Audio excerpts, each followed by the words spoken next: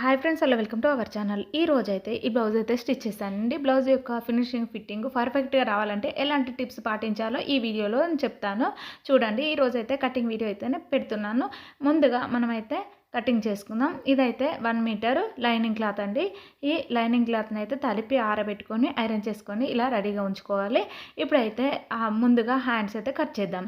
Hands కోసం అయితే ఇలా క్లాత్‌ని అయితే 4 ఫోల్డింగ్స్ మీద వేసుకోవాలి. వేసుకున్న తర్వాత 1/2 ఇంచు కింద ఖర్చుల కోసం అయితే ఒక లైన్ అయితే డ్రా చేసుకోవాలి. డ్రా చేసిన తర్వాత ఇప్పుడైతే హ్యాండ్ హైట్ అయితే తీసుకుందాం. ఇక్కడ హ్యాండ్ హైట్ వచ్చేసి 10.5 ఇంచెస్ ఉందండి. ఇలా 10.5కి అయితే ఒక మార్కింగ్ చేసుకోవాలండి. స్టార్టింగ్లో ఎండింగ్లో ఇలా మార్కింగ్ చేసుకున్న తర్వాత ఈ 2 మార్కింగ్లను కలుపుతూ ఒక లైన్ అయితే డ్రా చేసుకోవాలి. ఇలా లైన్ డ్రా చేసిన తర్వాత ఇప్పుడైతే చంక డౌన్ కోసం అయితే మార్కింగ్ చేసుకుందాం. ఇక్కడైతే 3.5 అయితే తీసుకుంటున్నానండి చంక డౌన్ కోసం.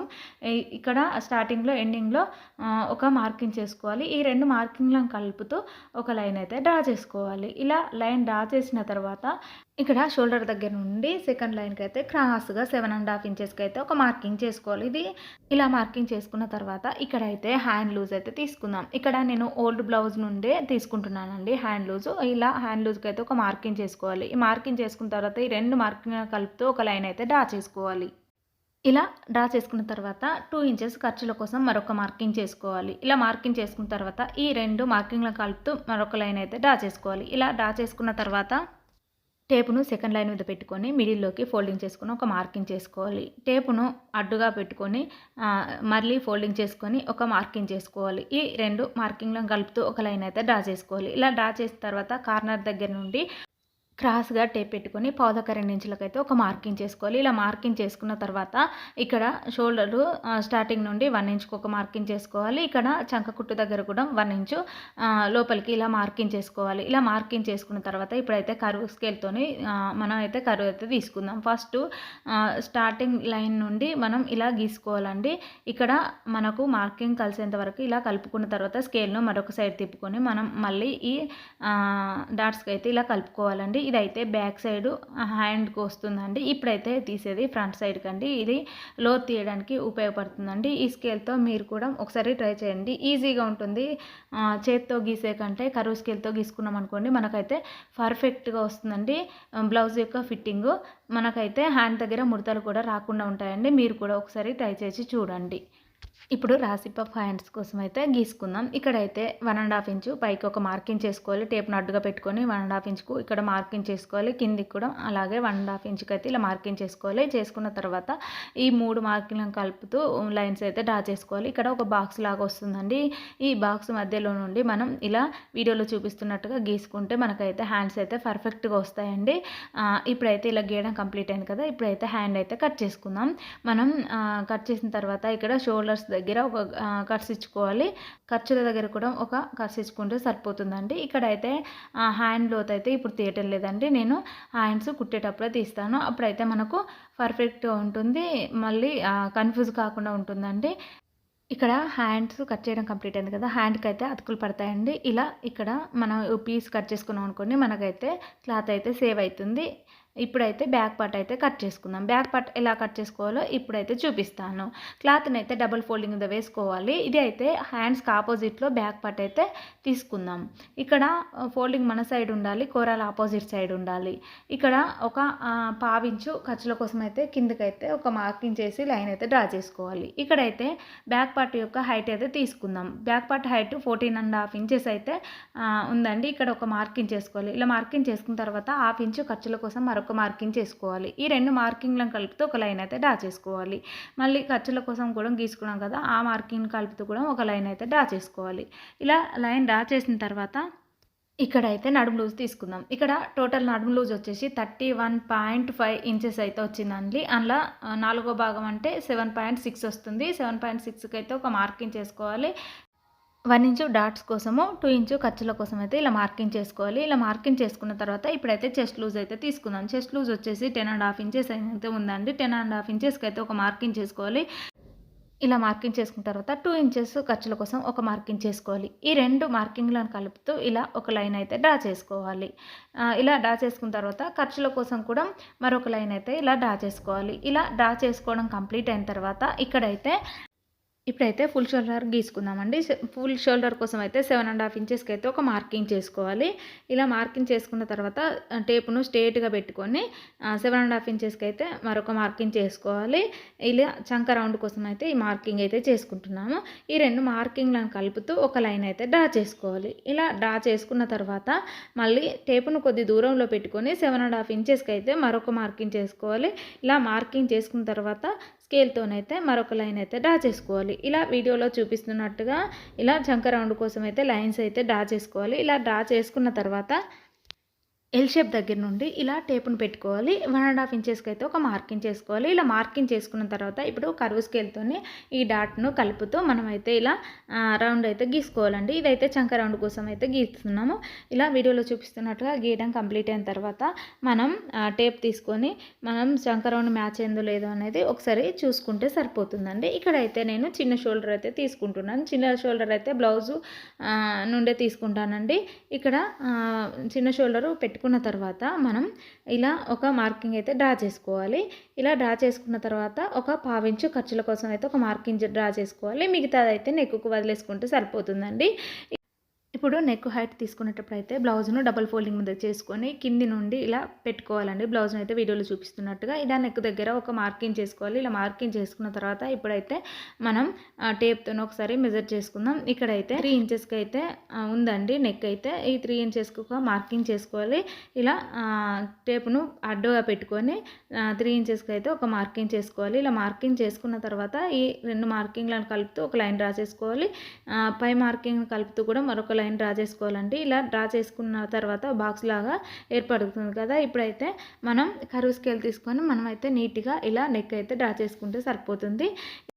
ఇప్పుడైతే బ్లౌజ్ను ఇలా కూడా చెక్ చేసుకోవచ్చు అండి. మనం ఓల్డ్ బ్లౌజ్ ఉంటుంది కదా, ఆ ఓల్డ్ బ్లౌజ్తో కూడా మనం నెక్ను ఇలా షోల్డర్ కింది కుట్టు నుండి పెట్టుకోవాలండి. పెట్టుకున్న తర్వాత ఇలా నెక్నైతే మంచిగా నిదానంగా సర్దుకొని ఇలా గీసుకుంటే సరిపోతుందండి. మనకి ఈ విధంగా కూడా నెక్ అయితే పర్ఫెక్ట్గా వస్తుందండి. చూడండి వీడియోలో చూపిస్తున్నట్టుగా ఇలా గీసుకుంటే సరిపోతుంది. ఇలా నెక్ గీయడం కంప్లీట్ అయింది కదా. కంప్లీట్ అయిన తర్వాత ఇప్పుడైతే బ్యాక్ డాట్స్ అయితే వేద్దామండి బ్లౌజ్కి. ఇలా బ్యాక్ డాట్ కోసం అయితే ఇప్పుడు నడుము లూజు కొలుచుకున్నాం కదా, అక్కడ నుండి టేప్ పెట్టుకొని మిడిల్లోకి ఫోల్డింగ్ చేసుకొని ఇక్కడ ఒక మార్కింగ్ చేసుకోవాలి. ఇలా మార్కింగ్ చేసుకున్న తర్వాత డాట్కు మధ్య దూరం అయితే హాఫ్ ఇంచు ఉంటుంది కదా, అటు సైడ్ ఇటు సైడ్ హాఫ్ ఇంచు ఇలా మార్కింగ్ చేసుకోవాలి. డాట్ హైట్ వచ్చేసి 4½ ఇంచెస్ ఉందండి. 4½ ఇంచెస్కి అయితే ఇలా మార్కింగ్ చేసుకోవాలి. ఇలా మార్కింగ్ చేసుకున్న తర్వాత స్కేల్తోని లైన్స్ అయితే డ్రా చేసుకోవాలి. ఇలా డ్రా చేయడం కంప్లీట్ అయిన తర్వాత ఇక్కడ చంక రౌండ్ మ్యాచ్ అయిందో లేదో ఒకసారి అయితే చెక్ చేద్దాము. ఇక్కడ షోల్డర్ కుట్టు దగ్గర నుండి మనం టేప్ని ఇలా పెట్టుకొని ఇలా నిదానంగా కొలుసుకుంటూ వస్తే సరిపోతుందండి. ఇక్కడ 8.5 అయితే ఉందండి. 8.5కి అయితే ఇలా చంక రౌండ్ అయితే మ్యాచ్ కావాలి. ఇక్కడైతే నాకైతే మ్యాచ్ అయింది. ఇప్పుడైతే మ్యాచ్ అయిన తర్వాత మనం బ్యాక్ పార్ట్ అయితే కట్ చేసుకుందాం. ఇలా బ్యాక్ పార్ట్ కట్ చేయడం కంప్లీట్ అయిన తర్వాత బ్యాక్ సైడ్ కూడా ఇలాగే ఇవి గీసుకోవాలండి. బ్యాక్ డాట్స్ గీసుకొని ఇలా చిన్న చిన్న టక్స్ ఇచ్చుకోవాలి. ఇలా ఇచ్చిన తర్వాత షోల్డర్ దగ్గర కూడా గీసి పెట్టుకోవాలి. మనం ఖర్చు దగ్గర కూడా ఇలా లైన్ గీసుకున్నాం అనుకోండి, కుట్టేటప్పుడు అయితే మనకి ఈజీగా పర్ఫెక్ట్గా ఉంటుందండి. మీరు కూడా ఒకసారి ట్రై చేయండి. ఇప్పుడైతే ఫ్రంట్ పార్ట్ ఎలా కట్ చేయాలో చూద్దాం. ఇది మిగిలిన క్లాత్ మీదనైతే బ్యాక్ పార్ట్ వేసుకోవాలండి. ఈ రోజైతే బ్లౌజ్ యొక్క ఫ్రంట్ పార్ట్ అయితే స్ట్రేట్ కట్లో కట్ చేస్తున్నానండి. ఇప్పుడైతే మనం ఇలా స్ట్రేట్గానే వేసుకోవాలి 2 పీసులు. వేసుకున్న తర్వాత బ్యాక్ పార్ట్ చుట్టూరా ఇలా లైన్స్ అయితే డ్రా చేసుకోవాలి. డ్రా చేసుకున్న తర్వాత ఎల్ స్కేల్ దగ్గర మనమైతే రఫ్ ఇచ్చుకోవాలండి. ఫస్టే బ్యాక్ పార్ట్ మీద ఉన్నప్పుడు ఇలా రఫ్ ఇచ్చుకున్న తర్వాత ఆ లైన్ మీద నుండి ఇలా డ్రా చేసుకోవాలి. ఇలా డ్రా చేసుకున్న తర్వాత సైడ్ కుట్టు దగ్గర కూడా ఇలాగే డ్రా చేసుకోవాలండి లైన్స్.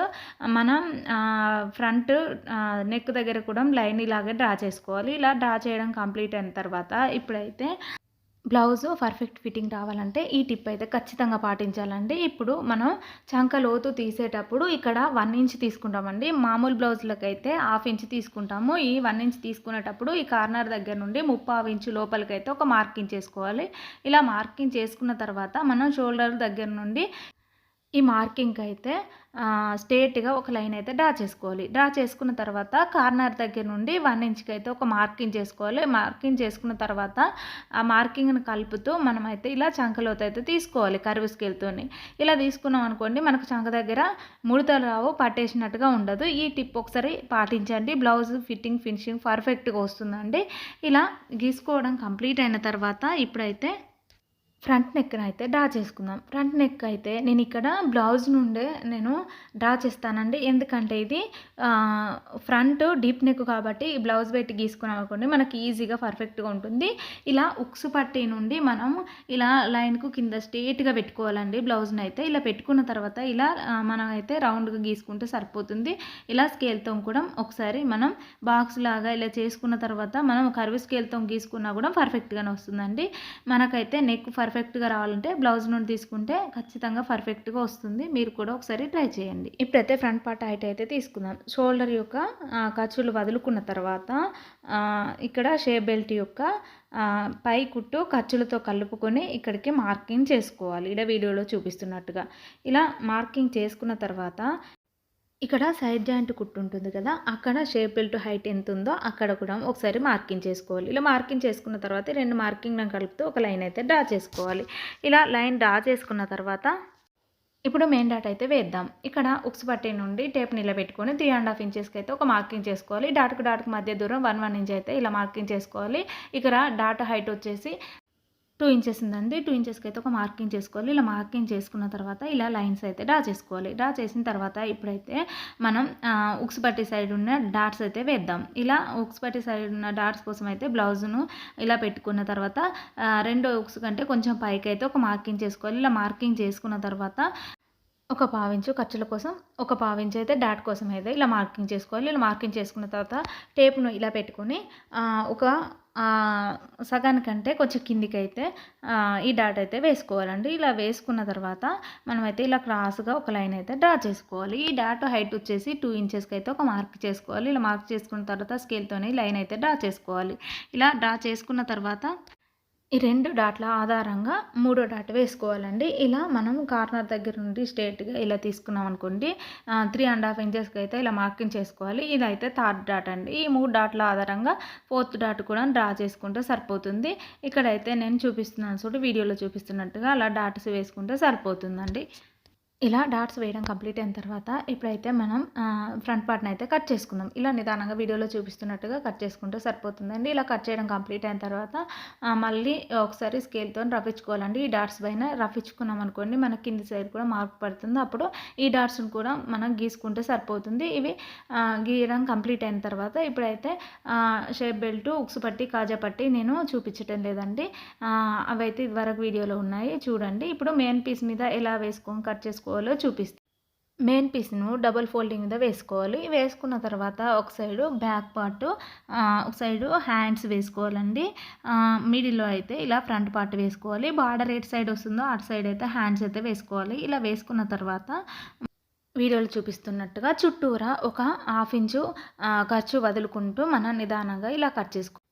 ఇప్పుడైతే కటింగ్ చేయడం కంప్లీట్గా అయింది కదా. ఈ రోజైతే స్ట్రైట్ కట్ బ్లౌజ్ ఎలా కట్ చేసుకోవాలో చూపించాను కదా. రేపటి వీడియోలో మరొక బ్లౌజ్తో కలుద్దాం. ఇంతటితో ఈ వీడియో కంప్లీట్ అయింది. మీకు నా వీడియో నచ్చిందనే అనుకుంటున్నాను. మీకు నా వీడియో నచ్చినట్లయితే లైక్ చేయండి, సబ్స్క్రైబ్ చేయండి, నా ఛానల్ సపోర్ట్ చేయండి. Bye friends.